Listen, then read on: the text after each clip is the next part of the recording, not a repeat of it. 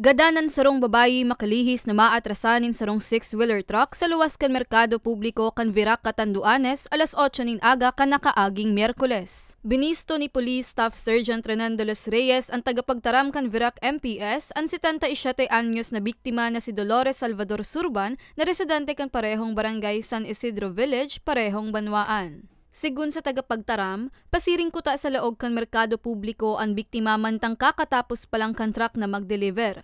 Alagad kan pahali na ang imbweltong behikulo, digdi na kaininasa pol ang biktima. Depensa sa buot kan truck driver, dai kaininari paro ang biktima. Huli kan insidente, nagsapo nin traumatic brain injury ang biktima na naging kausa kan sa iyang kagadanan. And according to the bystanders po, tapos sa mga nakakita po, ay nasagi daw ito.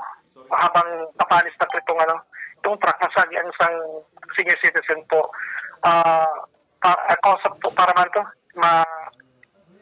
matumba yung biktima at umano po sa simensa, sa kalsada po, bumagsak po.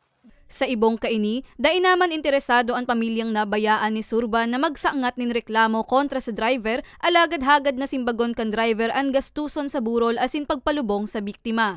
Even po ma'am sa mga tawid at pedestrian, lalo so naglalakad po, make sure po na huwag didikit po sa mga truck kasi kung napansin niyo ba kahit yung mga single motorcycle na biglang sisingit yan sa mga kalsada na hindi basta-basta nakikita po ng mga driver po.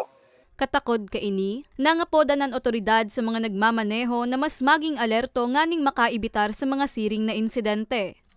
Para sa mga baretang tatak Bicol, Antoinette Banta.